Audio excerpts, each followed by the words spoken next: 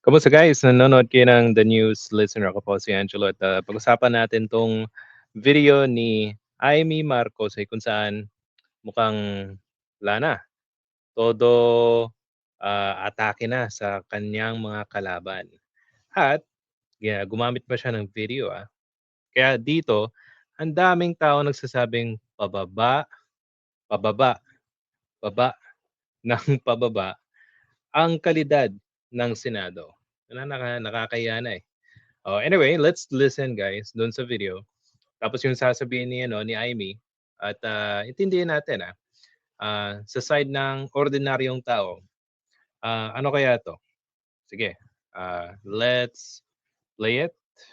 So pwede niyo ring tignan yung mga comments dito sa right side para at least malaman niyo yung anong sinasabi ng ibang tao.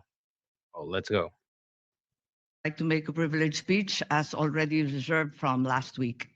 Is this, Madam President, a privilege speech or a question of personal and collective privilege? Personal and collective Because privilege. we have yet to Yes. dispense with, proceed to the reference of this. If it's a question of privilege, we will Yes. accede, Madam President. Yes, I rise on a matter of personal The collective good lady privilege. senator has indicated that she's rising on a matter of personal and collective privilege. We recognize once again Senator Amy Marcos.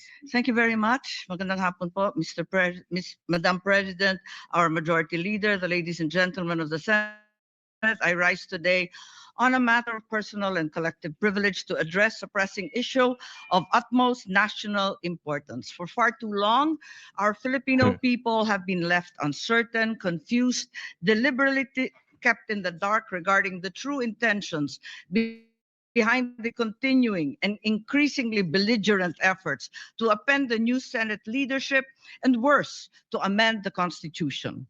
The Filipino people deserve clarity. The Filipino people deserve honesty, and above all, the Filipino people deserve at least the truth. Sino kayang Pilipino? DDS Filipinos or yung totoong Pilipinong may malasakit? So, sa tingin niyo guys? Yan. Diyan kayo magtataka sa pinagsasabi nitong ali na ito. Sige, continue. Madam President, today I will not rely solely on my own words. I will present before this chamber a short video containing documentation, footage, and statements directly connected to the ongoing efforts toward term extension and charter change. With your permission, therefore, may we now direct the technical team to play. Yan bago natin iumpisahan yan So, meron daw siyang video na nagsasabi documents, etc., na magta-term extension. Meron daw constitutional assembly na mangyayari na ayaamid yung konstitusyon para mag-extend daw yung posisyon ng mga kandidato, mga political by the way. At tignan yung mabuti kung meron tong ebidensya doon sa video niya. At after, meron siyang sinabi. O sige. The video presentation. Bakit nagpalit ng liderato sa Senado? May I be allowed to humbly move to declare all seats vacant, Mr. President? With 13 affirmative votes, 10 negative votes, and 1 abstention, the positions in all the positions in the Senate is hereby declared vacant. Bakit ito nilusog?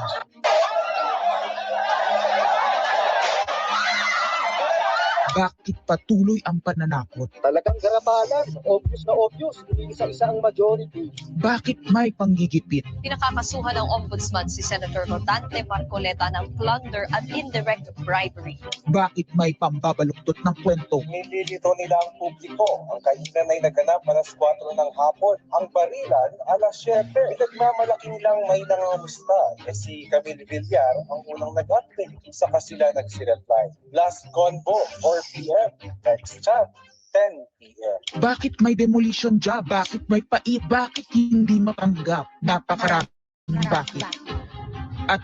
So, sa umpisa pa lang kitang-kita nyo na dito parang tinitira ni Amy, yung grupo nila, yung minority na wala ni isa daw nangumusta. Kailangan pa si Camille Villar yung mag-message tapos tapos na magre-reply yung minority senators. O, 'di ba? So hindi lang 'to yung extension, eh, pati kapwa mong senador tinatira mo. Oo, 'yan ang Marcos. Sige. Narito ang mga sagot. Pero bago ang katotohanan, wasakin muna natin ang kasinungalingan. I, Alan Peter Shram Cayetana, having been elected to the position of Senate President. Hindi nagpalit ng liderato para sa impeachment. Hindi totoong pinapakalat ng mga nabulaga. Ito this time, medyo Oh, kita niyo, nabulaga. Yung ano yung tawag doon? Balik natin Hindi nagpalit ng liderato para sa impeachment. Sa ganyong statement, guys, para sa akin nagpalit talaga ng liderato para pigilan o pahabain, patagalin yung impeachment. Hindi lang po yan. Para po yung mga committee, especially yun sa Blue Ribbon, na halos may mga senador na sangkot sa flood control project. Na ngayon, titignan nyo, ay pinalitan nila, di ba? Pinalitan nila ng merong kasong plunder, pagnanakaw, flood control. Ngayon ay nasa Blue Ribbon Committee. Para meron silang control, di ba? Sa nangyayari sa kanilang mga report doon sa Blue Ribbon. Ano pa yung isa? Para sa impeachment. Hindi totoong pinapakalat ng mga nabulaga. Kita nyo Hindi totoo yung nagpapakalat ng bulaga. So this time, medyo nagkabulagan. Ang impeachment ay labanan ng numero. Hindi ang mga Duterte aligned ang dapat mangamba, kundi ang mga sa umpisa pa lang ay may hatol na. Ang sinasabi, sir, ng ibang mga kritiko, itong Senate... As I told you, may 12 kami. Si Bato is 13. So kahit nawala naman siya, ang pinag-uusapan dito is whether or not you will be able to get 16 votes. Hindi siya pagmumulan ng 16 votes. Wala siya doon 12 kami. Bakit kami magkuku? May 12 na kami kung ang pinag-uusapan lang natin ay impeachment. Actually, 9 lang ang kailangan para ma-dismiss. Yes, 12 kami. So it's more than the quotes. But ang ano kasi pinipilit nilang i-connect doon. Kaya ako natatawa. What is the connection there? Gusto pang ihibit ang mga tinatensers na nananawagan pa ng partial kuno at pagiging patas. Pero sa publiko, may mga pahayag na hindi makakatakas. While the Duterte is still a very danger. Bakit ganito ang desperasyon? By the way, guys, yung sinabi na pinapa-inhibit yung mga senadors, okay, ng mga Duterte, is because sila na mismo nagsasabi na ayaw nila ng impeachment, hindi dapat ganito, inuuna pa yung impeachment kaysa sa totoong issue sa bayan. Sila na mismo nagsasabi na ayaw nila yung impeachment. Hindi sila boboto, especially si Robin Yan ang hindi pinapakita ni Amy Marcos. Kaya tinatawag itong propaganda na gumagawa ka lang ng storya pero wala kang basehan. Tapos tatawagin nilang desperasyon. Guys, yun naman talaga Kung nasa totoo yung panig mo, kailangan mo bang pumili sa kasinungalingan na ginawa ng Sara Duterte o doon ka sa panig ng katotohanan? Kasi napakaklaro ng mga aligasyon at ebidensya laban sa kanya. Diba? Sige. Continue. Bakit hindi maikubli ang gigil? No. Bakit natataranta ang lahat? Mr. Speaker, I move to endorse to the Senate Yun lang, tapos sasabihin natataranta, tapos gigil. Kalokohan, no? resolution setting forth the articles of impeachment. Narito ang Nasa due process ka na nga Yung actual na proseso, pero mismo ang kampo ng Duterte, ni isa po sa kanila hindi pumunta at nilaban yung impeachment proceedings doon sa House. O sino ngayon yung ano, ayaw ng due process? O sila. Binigyan na sila ng due process pero wala pa rin. O di ba? O sige. Siwala. Noong April 22 sa Soler, nagkita si Tito Soto at House Speaker D para Ayan na. pag-usapan kung ano ang papakialaman sa 1987 Constitution habang nakaupo si Bongbong Marcos. Kasama ni House Speaker D ay si South Cotabato Congressman Ferdinand Hernandez. Kasama ni Soto ay ang dating Senate Secretary na si Mark Mendoza. CONAS ang gusto nilang mode ng charter change. Muling sinusulong sa Kamara ang charter change o pag-amyenda sa konstitusyon sa pamamagitan ng big brewing inside government to election scenario. Amyenda ng konstitusyon sa pamamagitan ng Constituent Assembly. At para makakuha ng suporta sa Senado at sa Kongreso, ito dapat ang mga nilalaman na mawawala ng sa bawat senador ay magiging by region. Nagdiskusyon sila kung 2 o 3 senador per region, kinumpute nila kung mayroong 18 regions, nasa 36 of 4 ang magiging senador. Lumutang din ang usapang para hindi makaporma si Inday Sara sa 2028, gawing 50 years old ang edad ng pwedeng tumakbo. Pero nagpanukala rin si Soto na pwedeng gawing 35 years old para kay Vico Soto. Dahil ipagbangyang kayang talunin nito si Inday Sara. Meron ako idadagdag, maganda, Vicky. Ibaba natin ang edad ng presidente to 35. Magagaling ng bata ngayon eh. Magagaling eh. Ibigay na natin sa mga kabataan na patakbo nitong bansa. Baka puro matinupay, mailagay natin. Baka sabihin nila, your nephew ba, si Vico, na tumakbo. Sabi ko na maging qualified. Ganun eh. Sabi ko na mag-iisip sila na gano'n, wala. Hindi ko naisip si Vico rin. Ang impormasyong ito ay mula mismo sa kasama sa meeting. Kasama din nila ay isang congressman, isang gobernador, isang retired military officer, isang dating may mataas na katungkulan, at 5 mula sa private at business sector. Kaya ba binaliwala ang panawagan ng taong bayan? Kaya ba binaliwala ang paalala ng Iglesia ni Cristo? Hindi po nagbabago ang... Ano naman yung kwenta ng Iglesia na Cristo dito sa usapin ng Constitutional Assembly o sa Senado, 'di ba? Ano ba naman yung ano ba yung halaga nila?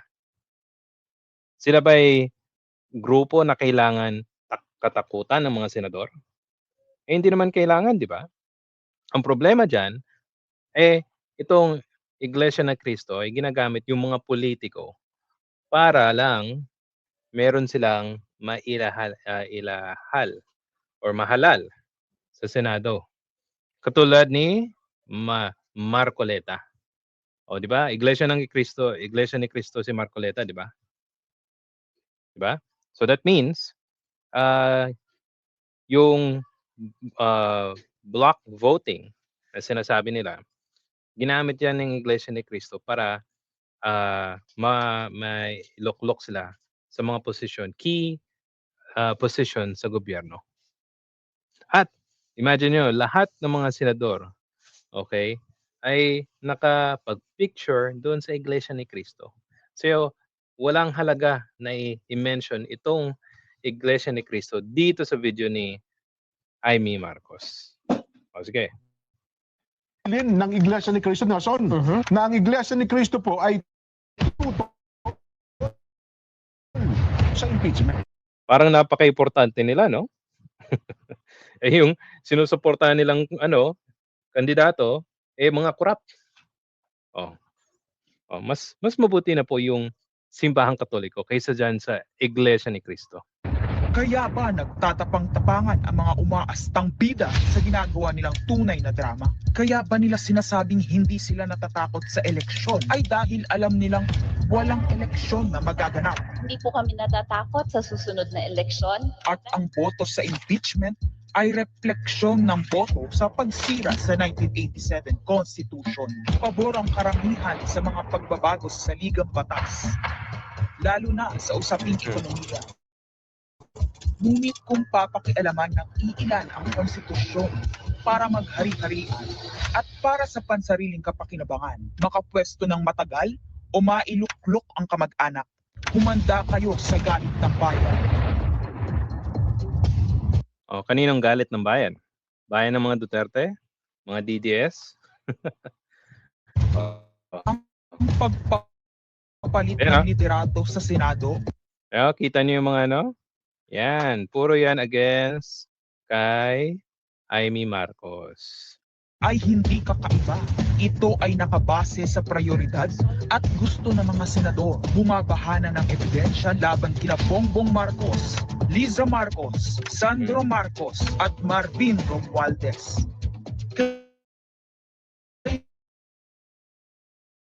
Kailangan ng may bayan sa batas ang perang malilikom sa 2027.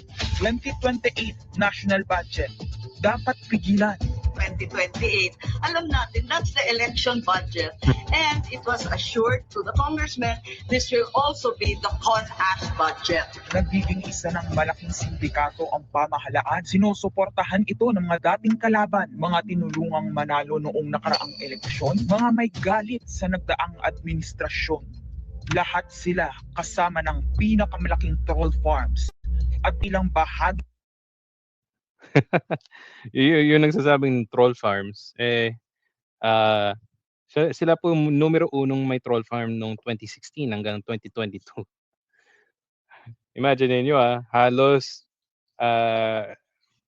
alam ng mga Pilipino na merong mga nagto-troll na sila pa yung sumasagot sa sarili nilang post. Kailangan nilang hanapin. Media daw, multimedia. Ng mainstream media ay pinagagan lang yung kay Ces de Rolon, tapos sasabihin nila na binayaran daw galing sa korupsyon. Ang galing, no? Galing sa korupsyon, galit sa mga Duterte. Mahalaga ang liderato ng Senado para sa mga korap at nakasandal sa mga buwan ng kapangyarihan. Ngunit mas mahalaga ito sa mga naninindigan na ang Senado ay bantayog ng konstitusyon na hindi dapat tinatakot, sinusuhulan at iniipit upang maging tau-tauhan. Maaaring hati ngayon ang Senado.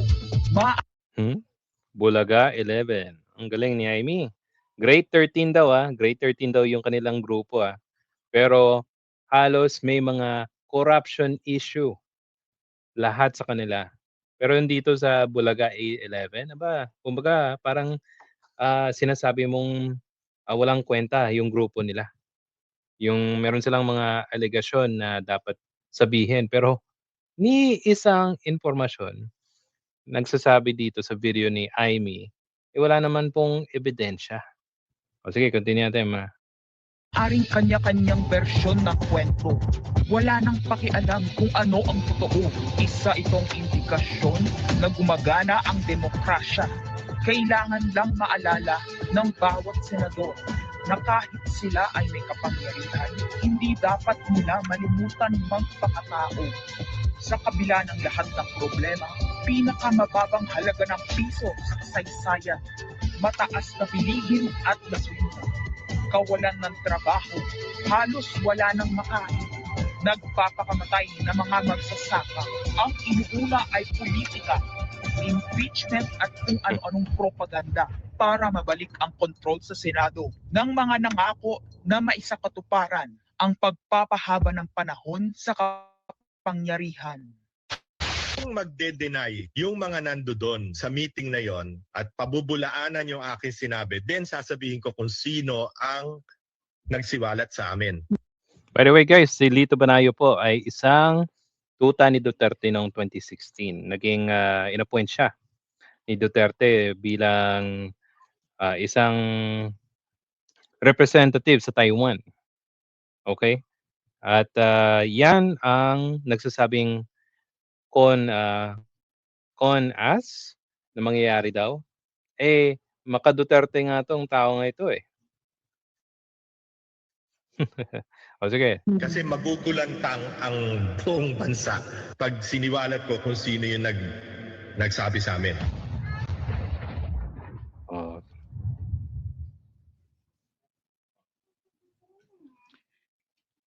Tapos na. Definitely nakita niyo ba merong ebidensya? Meron siyang video o pictures. Mas magaling pa nga maglikom ng ebidensya, videos and pictures at documents itong si Senator Ping Lacson. Lahat ng pinakita ni Amy Marcos dito halos propaganda. Sasabihin niya na merong Constitutional Assembly, kung sino-sino mga tao, wala naman siyang maipakita. Dapat kung magpapakita ka ng ganitong ebidensya or video against someone, suportahan mo naman ang documents. May basis ka dapat. Ang ginawa niya lang, gumawa siya ng video gaya ng ginagawa niya against kay former Vice President Leni Robredo na hindi daw marunong, etc. etc. Ang layunin lang talaga ni Amy Marcos ay magpalabas ng propaganda, black propaganda against those kalaban ng mga Duterte. Kaya nga tutang-tuta, kitang-kita mo yung pagka-tuta ni Amy Marcos dito sa mga Duterte. Sige, last. Dito magsasalita na siya. Impeachment, no elections, term extension. Ito ang inaatupag ng ilang mambabatas na nagiging mambubutas ng sikmura ng taong bayan.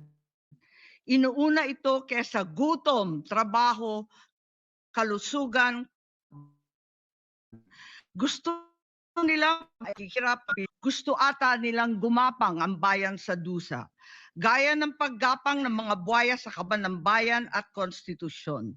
Ginoong Pangulo, Ginang Pangulo, hindi ko inaakalang aabot sa punto ng buhay ko na ako, isang Marcos, magtatanggol ng 1987 Constitution. Yun na nga Marcos ka, tapos ipagtatanggol mo yung 1987 Constitution ay nung una, yan ang ginamit para hindi na kayo makapag-extend ng posisyon na ginawa ng tatay mo. Tapos ngayon, magiging ano ang tawag noon? May term Pero kung sasabihin mo na ipagtatanggol mo yung 1987 Constitution laban sa mga buhaya, parang ano nangyari sa nung past? 'Di ba? Ano ka na ngayon? So hindi mo talaga alam kung anong talagang yung nasa isip ng isang tao nito.